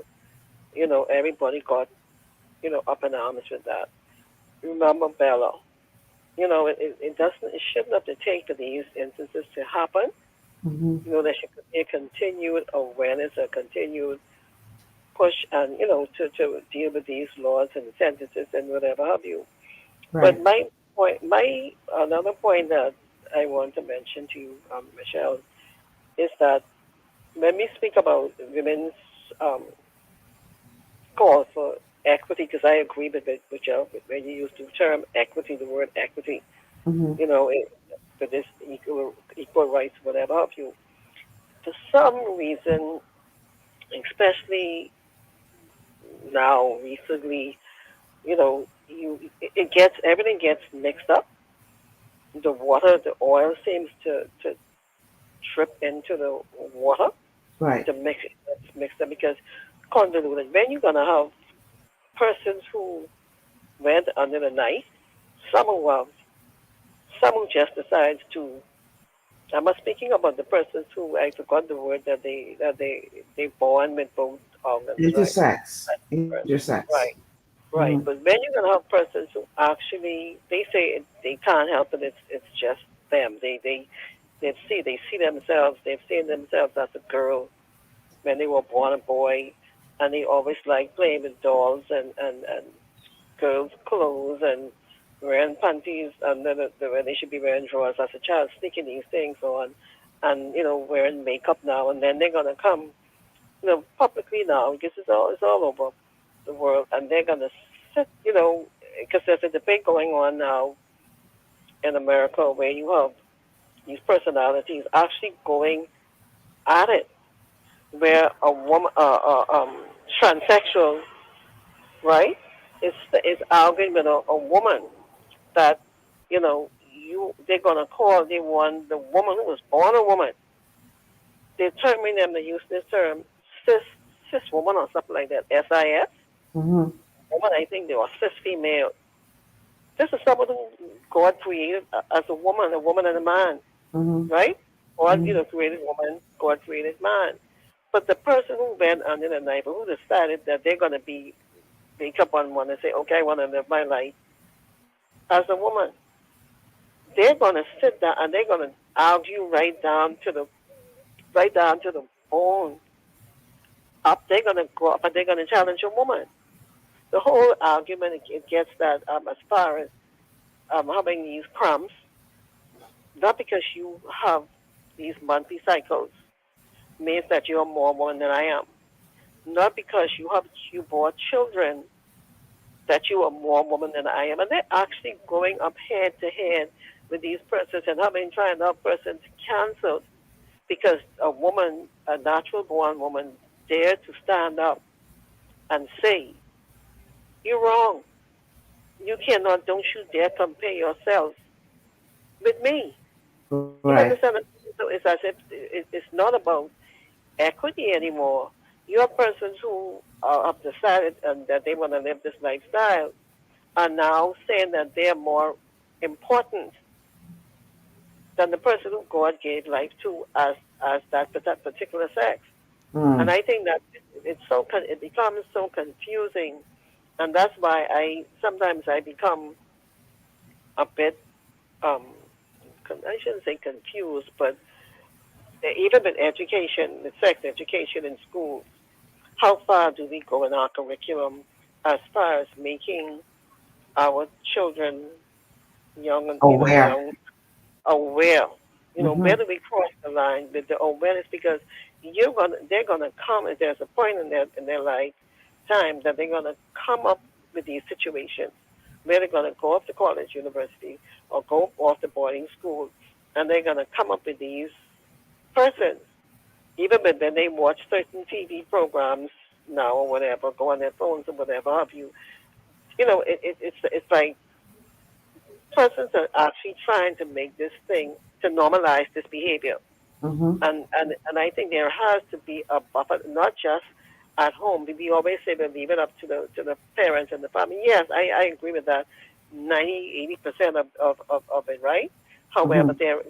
our children, they do go out into society. They do go and spend the majority of their days in school being educated. So I don't know how or what I would really love for the director, or whoever the minister, whoever they come on your show or come on these shows and really get into more of this discussion on what is being taught to our children, what aspect of this lifestyle, because it's not just I guess the LGBTQ or whatever that crosses or the whole gamut of it, right? But I would really like to know how far or what actually happens with this part of children being made aware of, the sexuality portion of it. And I'm not speaking about sex. I'm Right. speaking about a mindset with a person who, in their mind, you know, wants to live this way, wants to, understand. And I say it's like, I don't want to use that. I'm not going to use that word. Trying to spread this or infiltrate these thoughts and into the minds of our children. And because, we can learn these things the right way, or we can learn these things the wrong way, as far as they say the street education, or the proper education, and that's where our churches. I think these are the areas where our Christian councils and where persons can be more of service than actually jumping on bandwagons after the fire is. Because my thing is, with this whole issue with the women's rights groups being upset, right? The bill. I I guess I appreciate the Christian Council coming out, the Army coming out and calling a press conference. But this issue was going on for a long time before this. So Right. let's not just wait until after it's happened, or once the fire has been spread, to try and out the fire, try and let's deal with the situation before it gets to the point that it gets out of control. I just want to put that out there. Enjoy your weekend, Michelle. Thank you. You do the same. Um, yeah, I agree with that. Okay, we have to take a commercial break. And then on the other side of the break, we're going to continue this conversation. And listen, I've said it repeatedly. I have an issue. Um, like she said, you born a male, and one thing I can say is no matter what you try to do, um, your body knows what to do, and particularly those who transition from male to female, and go through the whole motion of trying to change their genitalia. The body keeps trying to close it up because the body sees that as a wound. That's just the way the body works. It doesn't get caught up in how you feel or how you identify, but whatever you were born as, the body responds in such a way. And you could, create all kind of crevices that you want to create and put on all kind of, additional parts, but biology is still biology and science is still science. And I said it before on the show, if you take 3 men, biological males, and 3 biological females, and they're all healthy, and you drop them off on a deserted island, and you come back 40 years later, 50 years later, or 100 years later, you'll find a vibrant community because they would have been able to reproduce um, based on their biology. But if you put 3 transgender females and 3 males on that same deserted island and come back 100 years, what you going to find? The skeletal remains of 6 men. That's biology. That's science. And you could rally against that as much as you want, but biology is still biology and science is still science. Even you got to go down the spiritual argument of this.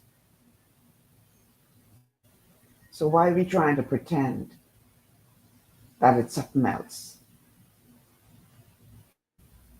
But we now live in a world where deep fake is a reality. When I say deep fake, I'm talking about how they can now, using AI, create a video of you in a place that you were never there and saying things that you never said. And it could be so convincing that you would almost believe you were there.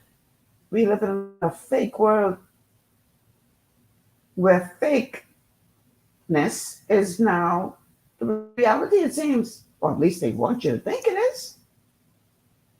But somebody got to stand up and say, no, Emperor, you naked. How far are we going to go with this? Somebody got to stand up.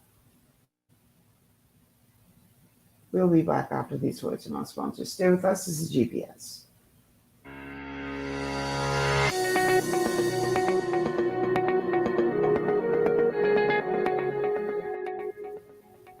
Global Paradigm Shift will return after this. At Lee Air, safety is our #1 priority.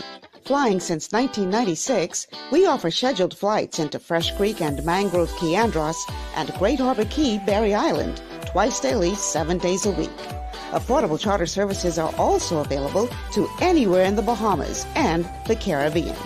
Lee Air Charter Services. Call 225-3267, 702-7127, or 322-1317 for reservations. Understanding your microbiome, also known as your gut ecosystem, can change everything you thought you knew about nutrition, digestion, immunity, and metabolism.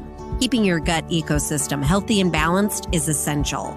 Ultimate Microbiome by Longevity was specifically formulated to optimize this ecosystem. It provides the advanced support your gut needs through prebiotic, probiotic, and postbiotic supplementation. Our unique blend of probiotics includes Lactobacillus and Plantarum, healthy bacteria that can help prevent harmful bacteria from taking over your gut. Increasing your gut's population of beneficial bacteria creates a more balanced gut microbiome, which has been shown to aid in weight loss, skin health, sleep, mood, and may even help with seasonal allergies. Ultimate Microbiome also promotes the production of postbiotics.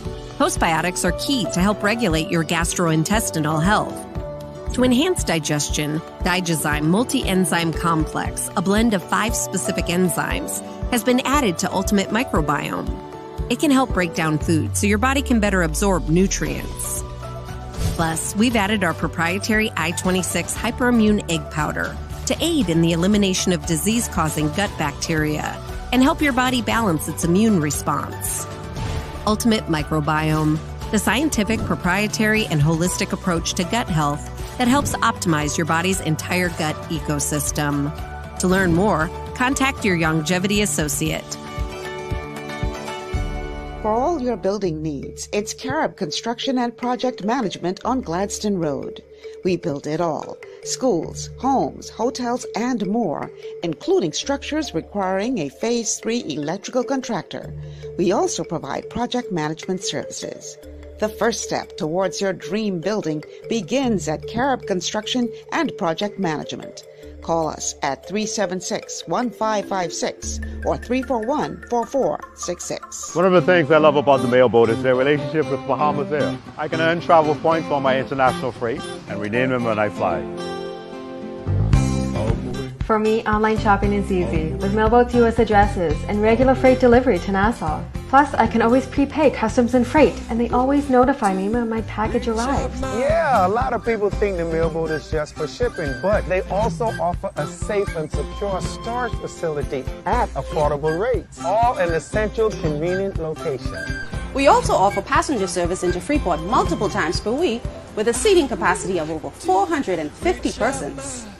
With family movies on large screens, one hot meal included, and on-board lounge for snacks and soft drinks. We're the Mailboat. We're bridging people, products, and places.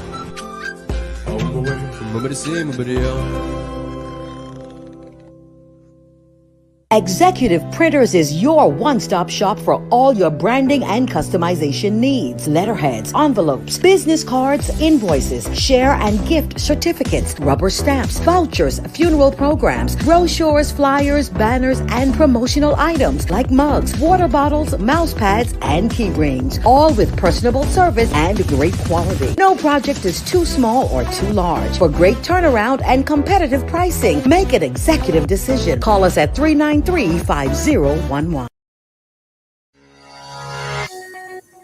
Welcome back to GPS, Global Paradigm Shift on Global 99.5 FM. We have a call on the line. Caller, welcome to the show. Miss Malcolm. Yes, sir. Good afternoon, ma'am. Good afternoon.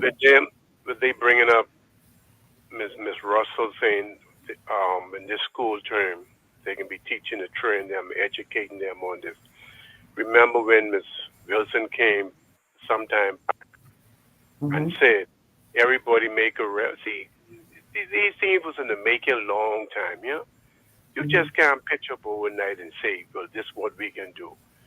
They was trying to figure out now, how could we bring this to the Bahamian people now? So now we've seen it happen, and they can do what they have to do, you know. But see, certain things, Ms. Malcolm, we will make noise about, but it ain't gonna stop, because we are following the same trend with America, and whatever they say, we gotta pursue. My next point, North Africa, North Elutra. Look how the tourists them cry, and not really crying, but was making noise and saying how hot it is, even in a good, a decent bathroom when it rains. Come on, who managing these property for government? Who are looking at these? Who are maintaining these buildings? It is a disgrace.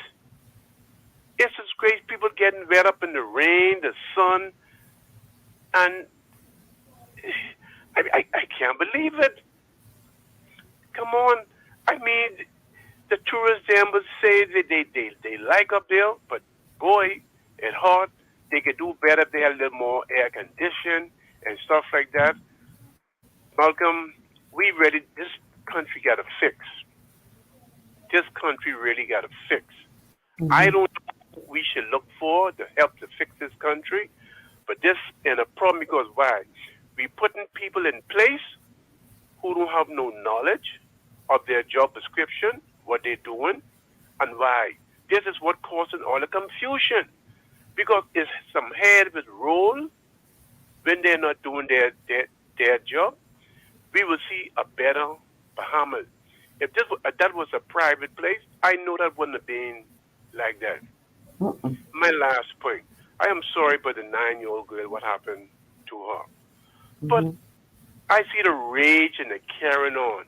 But the Bahamian people look like we forget some years and years back, a 13-year-old girl was molested also.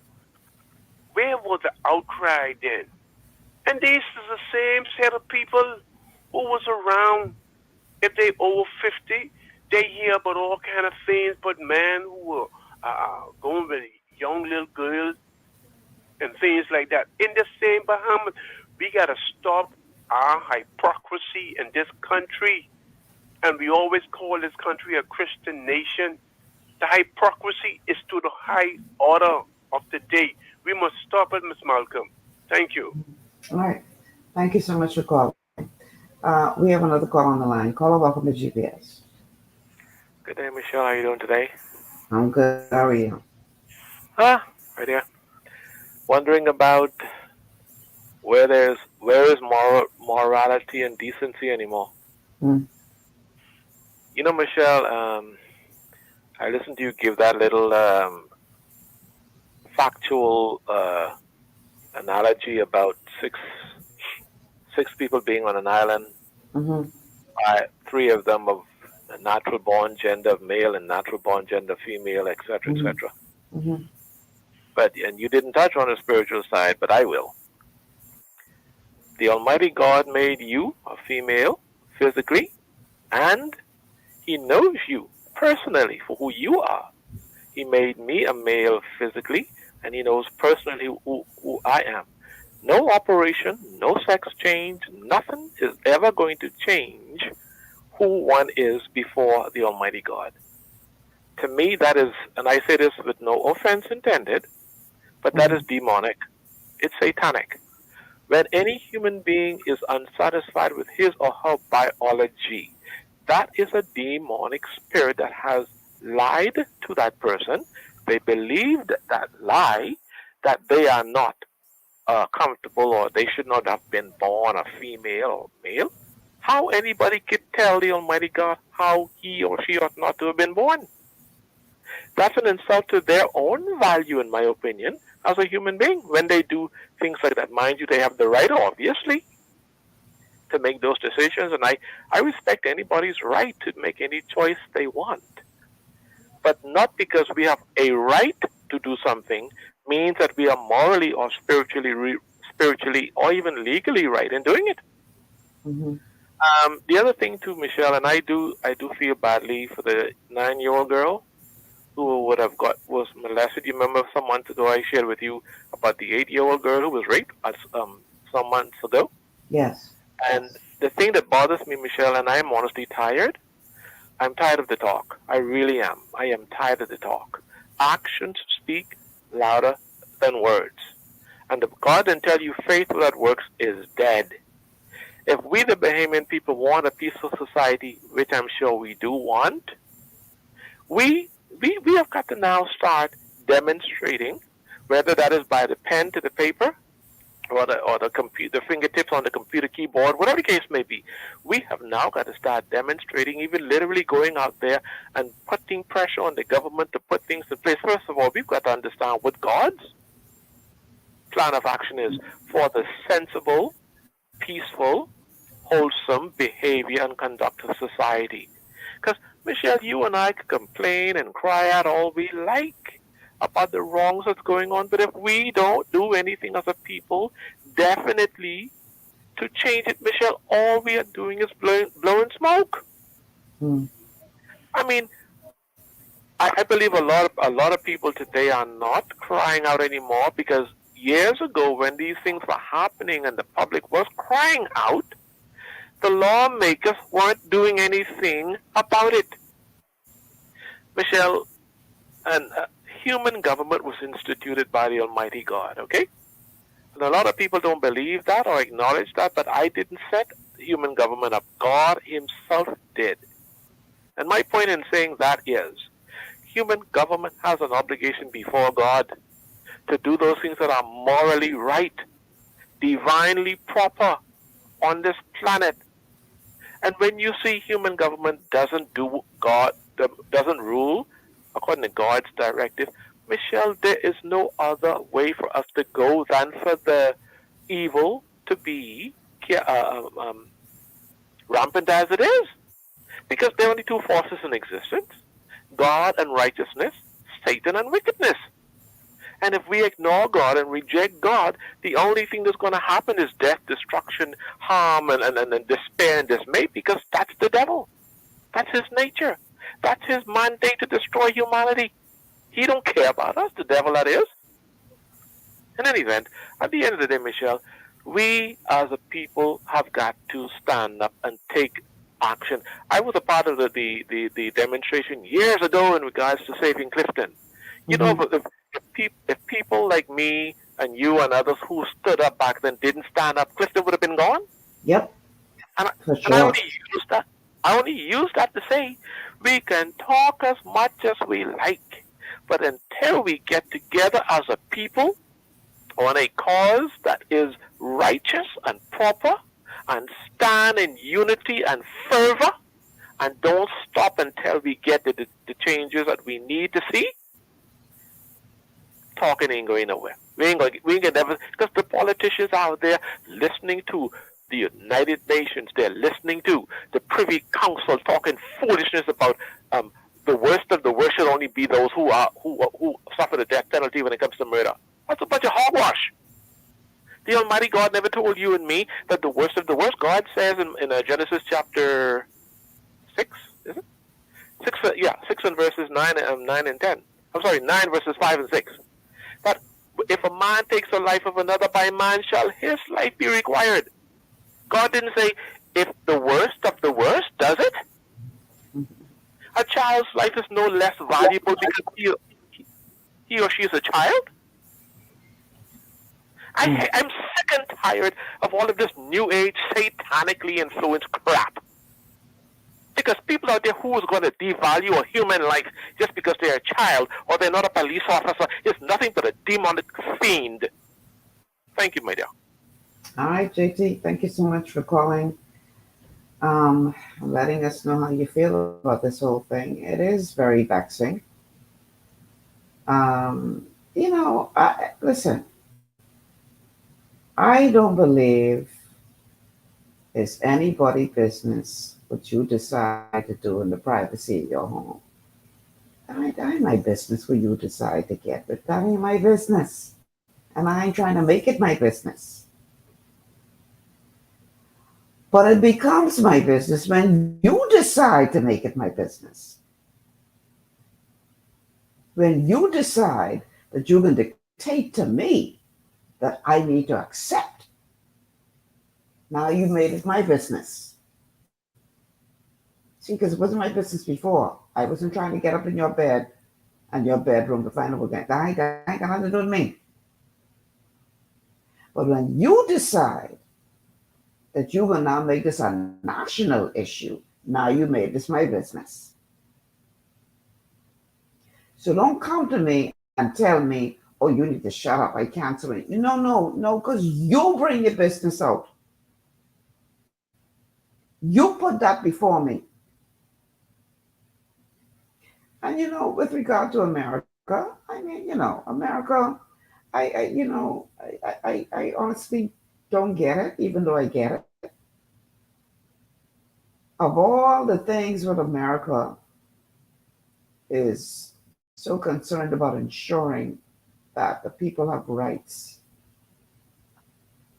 yet in America, they still killing black people like a sport, still denying people of color their basic rights. I mean, if we look at America and the way America is run and what it puts its priorities on, again, you have to question, okay, and I'm not saying that they should not treat people who are part of the LGBTIQIA plus with dignity just as a human being. I agree with that. We're all human beings. We all deserve to be treated with dignity because by mere fact that we are all human beings. And what you determine you want your life to be, that's your business. I don't have a right to dictate to you what your life should be behind your closed doors. I don't want nobody to get up in mine. But when you decide to make that a national issue, and in the case of America, an international issue, because they ain't satisfied to keep that within their own borders, now they're trying to dictate to people around the world. Well, no, let me take that back. They're trying to dictate to certain countries because they know they can't go with this in certain countries. They know they can't open them out about this in certain places. But yet they will continue to do business with those people because they need their oil or they need something else what those people have. And they'll turn their eye to what they say is inhumane treatment of whatever, based on what America feels it needs from those particular people. But they ain't gonna try to shove this down their throat. They know better. But those who they believe that they can, for want of a better word, bully into accepting what they have decided that they are going to accept in their own country. And not even all Americans are in agreement. But let's just say that they were. That's your business what you do in your country. That's your business, that's your right.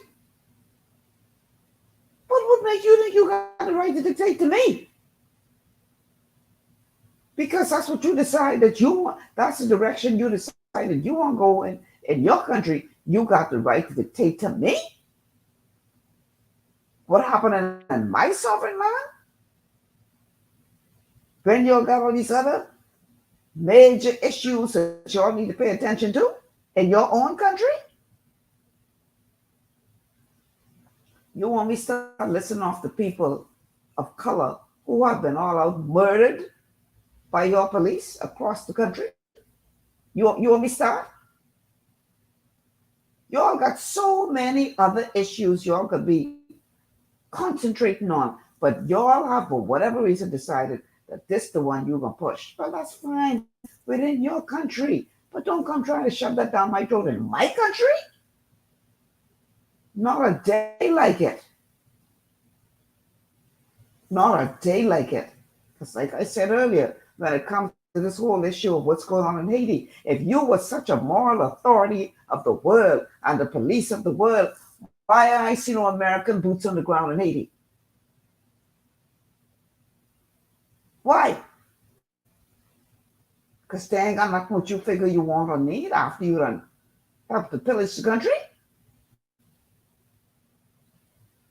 Y'all better sit small.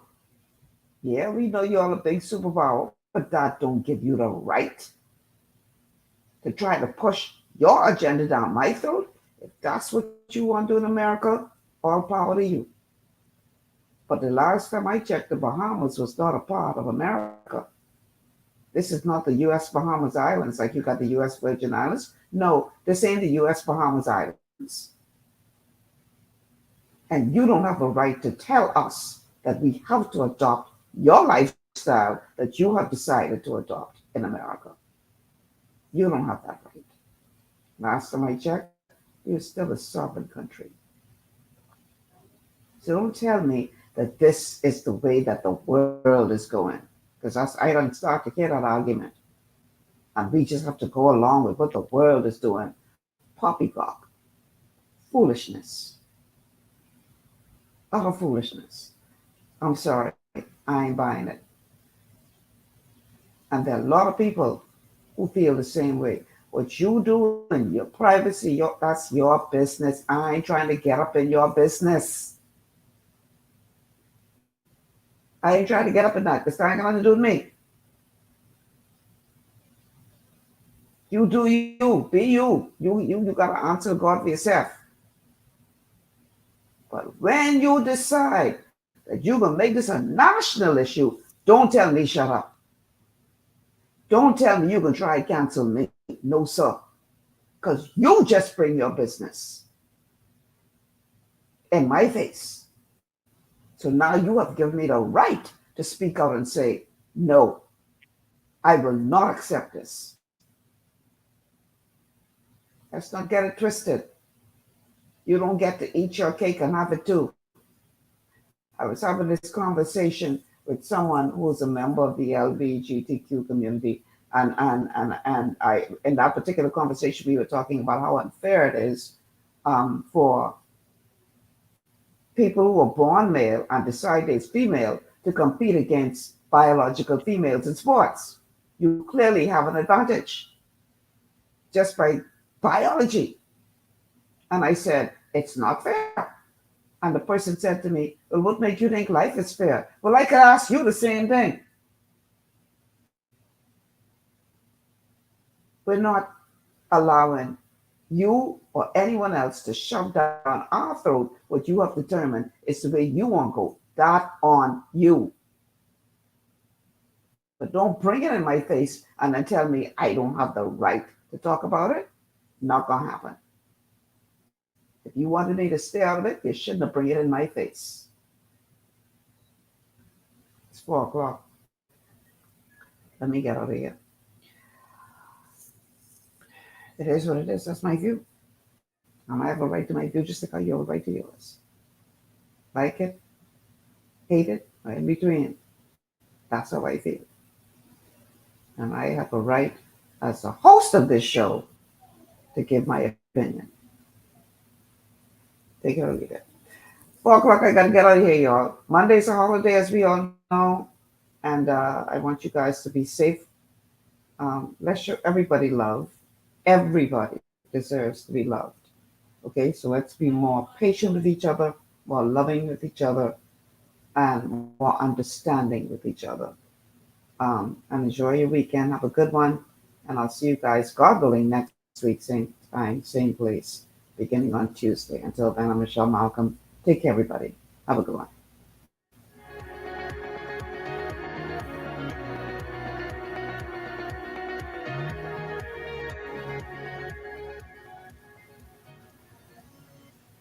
Global 99.5 FM reminds our listeners that the views and opinions expressed on this show are those of the host